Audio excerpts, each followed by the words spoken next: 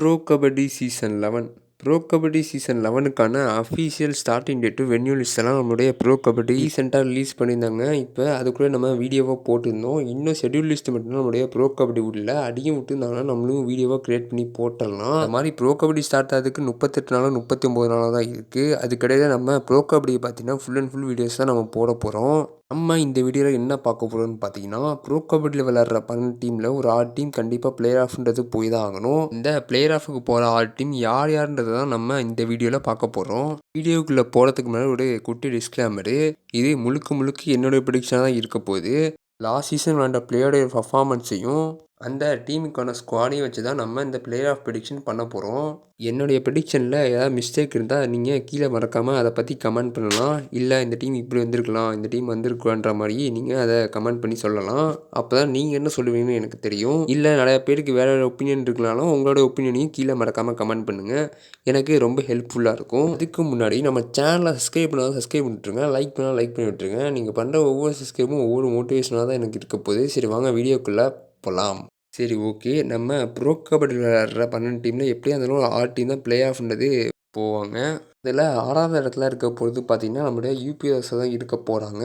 ஆக்சுவலாக இந்த இடத்துல நான் வேறு வேறு டீமை தான் வச்சுலாம் முடிவு பண்ணிட்டு இருந்தேன். ஆனால் இந்த டீம் தான் பக்காவாக அதுக்கு பொருந்திருந்தாங்க. இந்த டீமுக்கான ஸ்குவாடையும் இந்த டீமுக்கான பிளேயர்ஸையும் வச்சு பார்க்கும்போது இந்த டீமுக்கான ரைடிங் யூனிட்டும் சரி, இந்த டீமுக்கான டிஃபெண்டிங் யூனிட்டும் சரி ஓரளவுக்கு பக்காவாக தான் வச்சுருக்காங்க. ரைடிங் யூனிட்னு பார்த்துட்டிங்கன்னா லாஸ்ட் சீசனில் நம்மளுடைய சுரேந்தர் கில் தான் இந்த டீமுக்கு பிளேயராக இருந்திருந்தார். பர்தீப் இருந்தால் கூட இந்த சீசனில் இவர் தான் ரைடிங் யூனிட்டில் பிரைமரியாக இருக்க போகிறாரு. இவர் கூட சப்போர்ட் பண்ணுறதுக்காக தான் நம்மளுடைய பலத்தோடவே நம்மளுடைய யூபிஎஸ்சி வாங்கியிருக்காங்க. இவர் செகண்ட் ரைடாக தான் இந்த டீமுக்கு ப்ளே பண்ண போகிறாரு. இந்த 2 ரேஸுக்கும் சப்போர்ட் பண்ணுறதுக்காக தான் நம்மளுடைய பவானி ராஜ்புத்தை நம்ம யூபிஎஸ் வாங்கியிருக்காங்க. என்னதான் இவருக்கு லாஸ்ட் சீசனில் நம்ம ஜெய்ப்பூர் பிங்க் பேனர்ஸில் வாய்ப்பு கிடைக்கனாலும் கிடைச்ச வாய்ப்பை அருமையாக யூஸ் பண்ணுவார் தான் நம்மளுடைய பவானி ராஜ்புத்து. இந்த டீமுக்கு இந்த 3 ரைடர்ஸ் பக்காவாக பொருந்திட்டாங்க. என்னதான் இந்த டீமுக்கு 3 ரைடர்ஸ் பக்காவாக பொருந்தினாலும் நம்ம சுரேந்தர்களுக்கு இன்ஜின்ற ஒரு ப்ராப்ளம் இருக்குது. அந்த இன்ஜின்ற ஒரு ப்ராப்ளம் மட்டும் இல்லாமல் இருந்தால் இந்த டீமை பக்காவாக எங்கேயோ கொண்டு போயிடுவார் நம்மளுடைய சுரேந்தர்கள். அந்த மாதிரி நம்மளுடைய பலத்தோடவும் நம்ம பெங்களூரு புல்ஸுக்கு நிறையாவே செஞ்சு தந்திருக்காரு. அதனால் இந்த 2 ரைடர்ஸும் சேர்ந்தாங்கன்னா இந்த டீமை எங்கேயோ கூப்பிட்டு போயிடுவாங்க. ஆனால் இன்ஜின்ற ஒரு ப்ராப்ளம் மட்டும் வராமல் இருந்தால் டீம் எங்கேயோ போயிடும். அந்த மாதிரி இந்த டீமுக்கான டிஃபெண்டிங் யூனிட்ஸ்னு பார்த்துட்டிங்கன்னா லாஸ்ட் சீசனில் நம்மளோட நிதிஷ்குமாரும் சுமித் தான் இந்த டீமுக்கு டிஃபெண்டிங் யூனிட்டை கார்னர்ஸில் பாருங்க. ஆனால் இந்த சீசனில் சுமித்தை ரிட்டைன் பண்ணிட்டாங்கன்னா நம்மளோட நிதிஷை ரிலீஸ் பண்ணிட்டாங்க. அதுக்கு பதிலாக எடுத்த பிளேயர் தான் நம்மளுடைய சாகுல் குமார். இந்த பிளேயரை பற்றி சொல்லி தான் தெரியுன்றது இல்லை. லாஸ்ட் சீசனில் நம்மளுடைய ஜெய்ப்பூர் பிங்க் பேனர்ஸுக்கு இவர் ப்ளே பண்ணியிருப்பார். அப்போ பிளேயர் ஆஃப் வரைக்குமே இந்த டீம் போயிருக்கும். அதுக்கு முந்தைய சீசனில் சாம்பியனாகவும் இருந்திருக்கும். அப்பயும் இவர் ப்ளே பண்ணியிருப்பார். இவரோட வேலையை கரெக்டாக தான் அந்த டீமுக்கு பார்த்துருக்காரு. என்னை பொறுத்தளவுக்கு இந்த டீமுக்கான குட் பைன்னு நான் சொல்லுவேன். ஓவராலாக இந்த டீமுக்கான கார்னர்ஸ்னு பார்த்தீங்கன்னா இந்த சீசனுக்கு நம்மளுடைய சுமித்தும் நம்மளுடைய சாகுல் குமாராக தான் இருக்க போகிறாங்க. ரைடர்ஸ்லேயும் ஓகே, டிஃபென்ஸ்லேயும் ஓகே, ஓரளவுக்கு பக்காவாக தான் இருக்காங்க. இந்த டீமுக்கு சொல்லிக்கிற அளவுக்கு கவர்ஸ் இல்லைனாலும் ஓவரால் டீசெண்டான பிளேயர்ஸ் தான் வாங்கி வச்சுருக்காங்க. இந்த டீமுக்கு கவர்ஸ்னு பார்த்துட்டிங்கன்னா நம்மளுடைய மகேந்திர சிங்கும் ஆஷிஷ் சிங்கும் தான் இருக்காங்க. இந்த டீமுக்கான ஓவரால் ஸ்குவாட் வச்சு பார்க்கும்போது இந்த டீம் கண்டிப்பாக பிளே ஆஃப் போவாங்க. லாஸ்ட் சீசனில் பிளே ஆஃப் போகலாலும் இந்த சீசனுக்கான ஆப்ஷன் பைஸ்லாம் வச்சு பார்க்கும்போது இந்த டீம் தரமாக தான் இருக்குது. அதனால தான் இந்த டீமுக்கு நான் 60 பொசிஷன் தந்திருக்கேன். அடுத்ததான் நம்மளுடைய 5வது பொசிஷனில் யார் இருக்கா போகிறதுன்னு பார்த்தீங்கன்னா நம்மளுடைய டபாங் ரெடியாக தான் இருக்க போகிறாங்க. இந்த டீமுக்கான ஸ்குவாடை பற்றி சொல்கிறத விட இந்த டீமுக்கான ரைடிங் யூனிட்டை பற்றி தான் சொல்லணும். ஏன்னா ரைடிங் யூனிட் ரொம்ப தரமாக செஞ்சு வச்சுருக்காங்க நம்மளோட டபாங் டெல்லி. லாஸ்ட் சீசனில் நம்மளுடைய நிவின்குமார் ரூலர் ஆகி பாதியிலே போயிருப்பார் அவர் இன்ஜுரினால. அப்போ அந்த டீமுக்கு ரைடிங் யூனிட்டில் மெயினாக இருந்தது யாருன்னு பார்த்தீங்கன்னா நம்மளுடைய ஆஷு மாலிக் தான். அவர் ஒத்தலாகவே இருந்து இந்த டீமை பிளேயர் ஆஃப் வரைக்கும் கொண்டு போயிருப்பார். அதை நான் சொல்லி தான் தெரியும்னு இல்லை. அப்போலாம் பார்த்துக்கோங்க இந்த சீசனில் நிவின் குமாரும் ப்ளே பண்ணுவார். அப்போ ஆஷு மாலிக்கும் ப்ளே பண்ணுவார். நிவின் ப்ளஸ் ஆஷு டிஃபென்ஸ்லாம் அடித்து பறக்க விட போகிறாங்கன்றது இல்லைன்னு நல்லாவே தெரியுது. அது மட்டும் இல்லாமல் நம்மளுடைய சித்தார்த் தேசாயும் வாங்கி வச்சுருக்காங்க நம்மளுடைய டபாங் டெல்லி. சித்தார்த் தேசாயும் ஒரு காலத்தில் மிகப்பெரிய பிளேயராக இருந்தவர் தான். அவருக்கு அந்த இன்ஜின்ற ஒரு ப்ராப்ளத்தினால அவர் இருந்த அடையாளமே தெரியாமல் போயிட்டு அப்படி இருந்தால் கூட லாஸ்ட் சீசனில் 1 கோடிக்கு மேலே போயிருந்தாங்க இவர். மறுபடியும் இவருக்கு இன்ஜுரி வந்தனால தான் ஹரியானா சிஎஸ்சி இவரை ரிலீஸ் பண்ணிட்டாங்க. இன்ஜுரிஸ்ன்ற ஒரு இது இவருடைய கரியரையே காலி பண்ணிடுச்சு. இந்த டீமுக்கு டிஃபெண்டிங் யூனிட்ஸ்னு பார்த்துட்டிங்கன்னா லாஸ்ட் சீசனில் நம்மளுடைய யோகேஷ் தையாவும் அப்புறம் நம்மளுடைய விஷால் பரத்வாஜ் தான் பார்த்துட்டு இருந்தாங்க. இப்போ விஷால் பரத்வாஜை ரிலீஸ் பண்ணிட்டாங்க நம்மளோட டபாங் டெல்லி. இப்போ இந்த டீமுக்கான டிஃபென்ஸ்னு பார்த்துட்டிங்கன்னா நம்மளுடைய லெஃப்ட் கார்னரில் யார் பண்ண போகிறது தெரில. ஆனால் ரைட் கார்னர்ஸில் நம்ம யோகேஷ் தையா தான் பண்ண போவார். லெஃப்ட் கார்னர்ஸில் லாஸ்ட் சீசனில் நம்மளுடைய விஷால் பரத்வாஜ் பண்ணிட்டு இருந்தார். ஆனால் இந்த சீசனில் யார் பண்ண போகிறது தெரில. பார்க்கலாம் கூடிய சீக்கிரத்துலேருந்து. அப்புறம் இந்த டீமுக்கான டிஃபென்ஸ் கவர்ஸ்ன்னு பார்த்துக்கிட்டிங்கன்னா நம்மளுடைய விக்ராந்த் கொக்கரும் நம்ம நிதின் பனோலா தான் இருக்க போகிறாங்க. இந்த டீமுக்கான ஓவரால் ஸ்குவாட் வச்சு பார்க்கும்போது டிஃபென்ஸ் அந்தளவுக்கு இல்லைனாலும் ரைடிங் யூனிட்டில் தரமாக பக்காவாக வச்சுருக்காங்க இந்த டீமு. டிஃபென்ஸில் என்ன பண்ணுவாங்கன்னு பார்க்கலாம் இந்த டீமு. இந்த டீமுக்கான 5th பொசிஷன் ஏன் தந்தேன்னு பார்த்துட்டிங்கன்னா இந்த டீமுக்கான ரைடிங் யூனிட் வச்சு தான் இந்த டீமுக்கு 5th பொசிஷனே தந்தேன். இப்போ இந்த டீமுக்கு டிஃபென்ஸ்லாம் பார்க்க மாட்டேன்னு கேட்டிங்கன்னா நான் டிஃபென்ஸையும் பார்த்து தான் சொல்கிறேன். இருந்தாலும் இந்த டீமுக்கு ரைடிங் யூனிட் ரொம்ப அட்வான்டேஜாக இருக்க போகுது.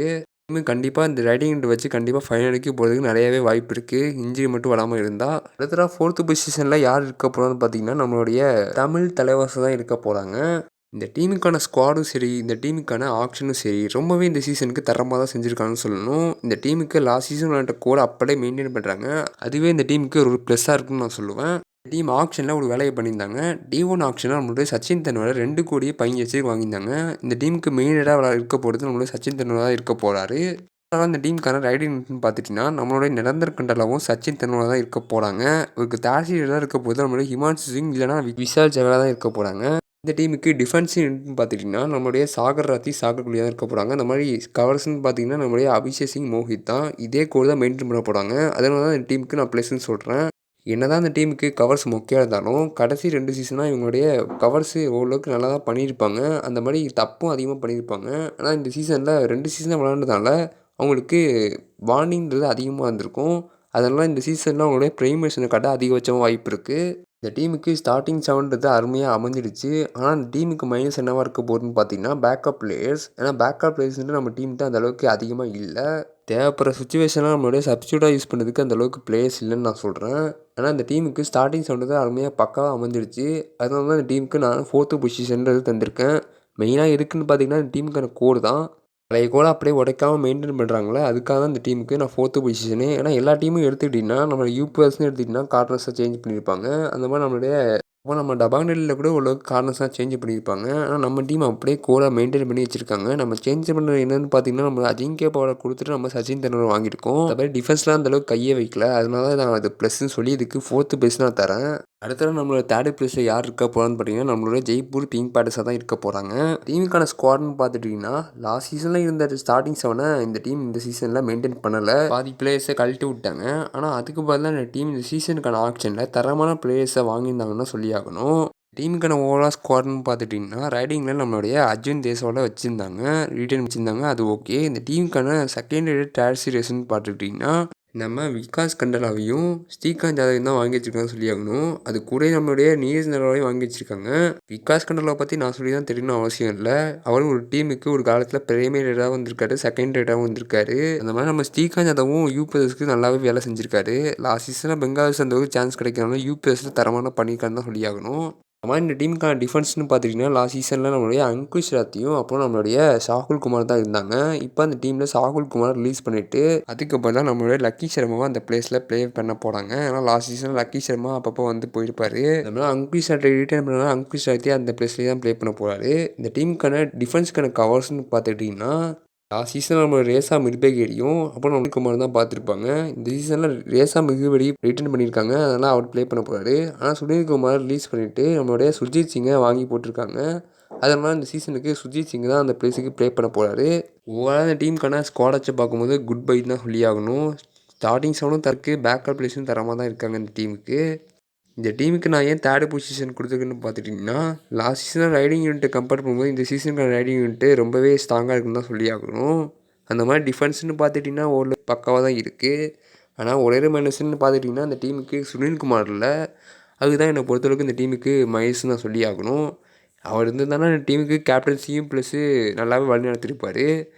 இந்த சீசனுக்கு யார் கேப்டன்சி பண்ண போகிறது தெரில, பொறுத்து பார்க்கலாம். ஆனால் இந்த டீமுக்கு ஸ்குவாடுங்கிறது தரமாக இருக்குது. அடுத்தது நம்மளோட 2nd பொசிஷனில் யார் இருக்க போகிறான்னு பார்த்தீங்கன்னா நம்மளுடைய புனே பெல்டன் தான் இருக்க போகிறாங்க. எஸ், புனே பெல்டன் தான். இந்த புனே பெல்டன் பார்த்தீங்கன்னா லாஸ்ட் சீசன் வந்துட்டு கோடை தான் அப்படியே மெயின்டைன் பண்ணியிருக்காங்க. ஆனால் ஒரே ஒரு சேஞ்சஸ் தான் பண்ணியிருக்காங்க. இந்த லெஃப்ட் கார்னர்ஸில் நம்மளுடைய ஷார்துல் கொடுத்துட்டு நம்மளுடைய மோஹித் கலா வாங்கியிருக்காங்க. அவ்வளோதான் ஒரு சேஞ்சஸ்ஸு. மற்ற இந்த டீமு லாஸ்ட் சீசனில் என்ன ஸ்டார்டிங் சொன்ன வச்சுருந்தாங்களோ அப்படியே தான் வச்சுருக்காங்க. ஆனால் இந்த டீமு ஆக்ஷனில் ஒன்று யூனிக்காக பண்ணியிருந்தாங்க. நம்ம அஜித் குமாரை 66 லட்சம் கொடுத்து இந்த டீம் வாங்கியிருந்தாங்க. அது ஏன் தான் எனக்கு சுத்தமாக புரியல. ஆல்ரெடி ஏன்னா அவங்கள்ட்ட நிறைய ரைடர்ஸ் இருக்காங்க. பேக்கப் ரைடர்ஸ்க்காக நம்ம அஜித் குமார் எடுத்துருக்காங்கன்னு எனக்கு ரொம்ப தோணுது. ஒரு அந்த டீமுக்கான ஸ்குவாட் வச்சு பார்க்கும்போது ரைடிங் ரொம்பவே ஸ்ட்ராங்காக இருக்காங்க தான் சொல்லி ஆகணும். ஏன் அப்படி சொல்கிறேன்னு பார்த்துக்கிட்டிங்கன்னா, அந்த டீமுக்கு ரைடிங் யூனிட்னு பார்த்துக்கிட்டிங்கன்னா, நம்மளாம் அஸ்லாம் நந்தார், பங்கஜ் மோஹித், ஆகாஷ் ஷிண்டே, ஆதித்யா ஷிண்டே, அஜித் குமார், மோஹித் கோயாத் இந்த மாதிரி பிளேயர்ஸ்லாம் அந்த டீமுக்குள்ள ரைடராக இருக்காங்க. ஸ்டார்ட்டிங் 7ல எப்படியா இருந்தாலும் ஒரு 3 பிளேயர்ஸ் தான் ஆட வைக்க முடியும். ஆனால் டீமில் மொத்தமாக 6 பிளேயர்ஸ் தரமாக இருக்காங்க ரைடிங் யூனிட்டுக்கு. 3 பிளேயர்ஸை ஸ்டார்ட்டிங் 7லையும் 3 பிளேயர்ஸை பேக்கப்பாகவும் யூஸ் பண்ண போகிறாங்க இந்த டீமு. அதனால தான் இந்த டீமுக்கு ரைடிங்கிறது ரொம்பவே ஸ்ட்ராங்காக இருக்குது. மற்ற டீமை கம்பேர் பண்ணும்போது உங்களுக்கே புரிஞ்சிருக்கும் இந்த டீமை பற்றி. இந்த டீமுக்கு ரைடிங் ரொம்பவே அருமையாக இருக்குது. டீமுக்கான டிஃபென்ஸ்னு பார்த்துக்கிட்டிங்கன்னா, நம்மளுடைய லாஸ்ட் சீசனில் கவர்ஸில் அபிஜேஸும் சங்கத்தும் இருந்தாங்க. அவங்க அப்படி தான் இருப்பாங்க. அந்த மாதிரி கார்னர்ஸ்னு பார்த்தீங்கன்னா கௌரவ் கத்தார் இருந்தார். ஆனால் இந்த டீமில் ஒரே ஒரு சேஞ்சஸ் பண்ணியிருக்காங்க. நம்மளுடைய ஷாதுவை ரிலீஸ் பண்ணிவிட்டு மோஹித் கார்டை அப்படியே கொத்தா தூக்கிட்டு வந்துட்டாங்க. இங்கே ஒரே ஒரு எக்ஸ்சேஞ்ச் நடந்திருக்கு. அங்கே உள்ள கார்னர் மோஹித் கார்டை வாங்கிட்டு இங்கே உள்ள ஷாதுவை ஹரியானா ஸ்டேட்ஸுக்கு கொடுத்துட்டாங்க. ஓவராலாக இந்த டீம் அடைச்சி பார்க்கும்போது லாஸ்ட் சீசனில் என்ன ஸ்டார்டிங் 7 வச்சு விளாட்றாங்களோ அதே ஸ்டார்டிங் 7 இந்த சீசன் வச்சு விளாட்றாங்க. ஆனால் ஒரே சேஞ்சஸ் நம்மளுடைய கார்னர்ஸை மட்டும் சேஞ்ச் பண்ணியிருக்காங்க. அவ்வளோதான் இந்த டீமு. இந்த சீசனில் இந்த டீமு கண்டிப்பாக பிளே ஆஃப் வரைக்கும் வந்துருவாங்க. அதில் சந்தேகமே இல்லை. ஆனால் ஃபைனல் வரைக்கும் போகணும்னு டவுட்டு. ஆனால் இவங்களோட ஸ்குவாட் வச்சு போகும்போது ரொம்பவே அருமையாக தான் இருக்குது. ஆனால் டிஃபென்ஸில் மட்டும் என்ன பண்ண போகிறாங்கன்னு தெரில. ஏன்னா ஒவ்வொரு சீசன்லேயும் ஒவ்வொரு டிஃபென்ஸு மாறும். அதனால் இந்த டீமுக்கு இந்த சீசன் டிஃபென்ஸ் என்ன மாதிரியான பிளேயிங் தருதுன்னு பார்ப்போம். அப்போ ஃபஸ்ட்டு ப்ளேஸ் யாருன்னு கேட்டிங்கன்னா, அஃப்கோர்ஸ் நம்மளுடைய ஹரியானா ஸ்டேட்ஸ் தான். இந்த டீம் லாஸ்ட் சீசனில் ஃபைனல் வரைக்கும் வந்திருப்பாங்க. ட்ராஃபியை மிஸ் பண்ணியிருந்தாலும் இந்த சீசனில் இந்த டீம் ரொம்பவே ஸ்ட்ராங்காக இருக்குன்னு தான் சொல்லி ஆகணும். லாஸ்ட் சீசனில் இருந்த ஸ்குவாடை விட இந்த சீசனில் ஸ்குவாட் ரொம்பவே ஸ்ட்ராங்காக இருக்குன்னு தான் சொல்லி ஆகணும். ஏன்னா அவங்க பண்ண பைஸ் அப்படி. இவங்க ஆக்ஷன்லாம் பெருசாலாம் வேலை பார்க்கல. ஆனால் பார்த்த ஒரு வேலையை ரொம்பவே பெருசாக பார்த்தாங்க. இவங்க ஆக்ஷனில் ஒரே ஒரு பிளேயரை மட்டும் டார்கெட் பண்ணி வாங்கியிருக்காங்கன்னு தான் சொல்லி ஆகணும். இதுக்கே பேர் போனோம்னா நம்மளுடைய மன்பிரீத் சிங். அதுக்கேற்ற மாதிரி நம்மளுடைய ஷாதுலுவை வாங்கி போட்டார். இந்த டீம் லாஸ்ட் சீசனில் என்ன ஸ்டார்டிங் 7 வச்சுருந்தாங்களோ அதே ஸ்டார்டிங் 7 தான் இந்த சீசன்லேயும் வச்சுருக்கான்னு சொல்லி ஆகணும். ஆனால் லைட்டாக ஒரே சேஞ்ச் பண்ணியிருக்காங்க. நம்மளோட ஷாதுலை வாங்கி போட்டிருக்காங்க. இந்த டீமுக்கான ரைடிங்னு பார்த்துக்கிட்டிங்கன்னா, நம்ம வினய், சிவம் பட்டாடே அப்புறம் நம்ம விஷால போகிறாங்க. இந்த டீம் ரைடிங்கில் ரொம்ப ஸ்ட்ராங்காக இருக்கிறத விட டிஃபென்ஸில் ரொம்பவே ஸ்ட்ராங்காக இருக்காங்கன்னு தான் சொல்லி ஆகணும். ஏன்னா இந்த டீமுக்கான டிஃபென்ஸ்னு பார்த்தீங்கன்னா, ரைட் கார்டராக நம்மளுடைய ராகுல் சேத்வால், அந்த மாதிரி லெஃப்ட் கார்டராக நம்மளுடைய ஷாதுல் தான் இருக்க போகிறாரு. அப்போ இந்த டீமுக்கான கவர்ஸ்னு பார்த்திங்கன்னா நம்மளோட ஜெய்தீப் தயா அப்புறம் சஞ்சய் துல். இந்த டீமில் ஒரே ஒரு பிளேயர் மட்டும் மிஸ்ஸிங்கு. ஒரு பிளேயர் பேனர் இருக்காரு. அது உங்களுக்கே தெரிஞ்சிருக்கும் யாருன்னு. இந்த டீமுக்கான கேப்டன் யாருன்னு பார்த்தீங்கன்னா நம்மளுடைய ஜெய்தீப் தயா தான்.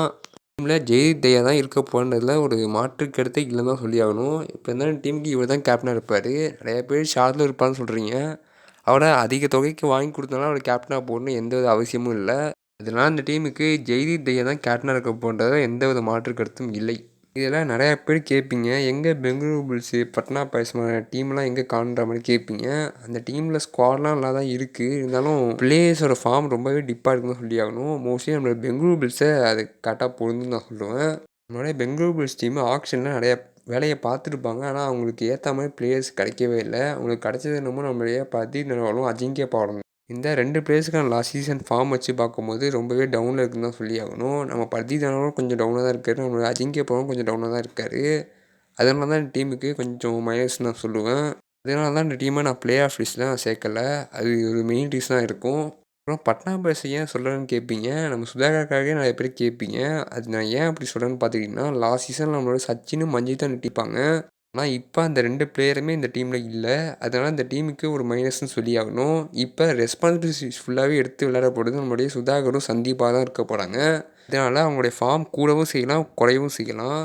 அதனால் அந்த டீமுக்கு பிகேல பெரிய பிளேயர்னு சொல்லிக்கிற அளவுக்கு யாரும் கிடையாது நம்ம ஜான் குலியை தவிர. அதனால் அவரே பெயின் ஒன்று ஆட வைப்பான்னு என்ன ஒரு பெரிய கேள்விக்குறியாக தான் இருக்குது. அந்த மாதிரி டிஃபென்ஸ்லேயும் கொஞ்சம் வீக்காக இருக்காங்கன்னு தான் சொல்லி ஆகணும். ஏன்னா லாஸ்ட் சீசனில் நம்மளுடைய கிஷன் தோனியுமே இந்த டீம் ரிலீஸ் பண்ணிட்டாங்கன்னு சொல்லி ஆகணும். அதனால் இந்த டீமில் பிளேயர்ஸும் சொல்லிக்கிற அளவுக்கு யாருமே இல்லை. இந்த டீமுக்கு மெயின் பிளேயர்ஸாக இருக்க போது நம்மளுடைய சுதாகரும் சந்தீப்பாக தான் இருக்க போகுது. இந்த 2 பிளேயர்ஸ் நம்பி தான் இந்த சீசனில் பட்னா பைரேட்ஸ் கிளம்புனாங்க போகிறாங்க. இந்த பிளேயர்ஸோட ஃபார்மை பொறுத்து தான் இந்த டீம் பிளே ஆஃப் போவாங்களா இல்லையான்றது இந்த 2 கையில் தான் இருக்குது. இந்த 2 பிளேயர்ஸ் ப்ரெஷர் ரொம்ப அதிகமாக இருக்குது. சொதப்பினான்னா ரொம்பவே டவுட்டு தான். அது மாதிரி சொதப்பாமல் ரொம்ப அருமையாக ஆண்டாங்கன்னா போயிடுவாங்க. ஒரு சூப்பர் ஸ்டாராக வரதுக்கு ஒரு அருமையான ஆப்பர்ச்சுனிட்டி தான் சொல்லுவோம் நம்ம சுதாகருக்கு. பொறுத்திருந்து பார்க்கலாம். ஓகே கைஸ், இந்த வீடியோவில் தான் இந்த வீடியோ பிடிச்சிருந்தா மறக்காமல் சப்ஸ்கிரைப் பண்ணி விட்ருங்க. Okay, bye bye.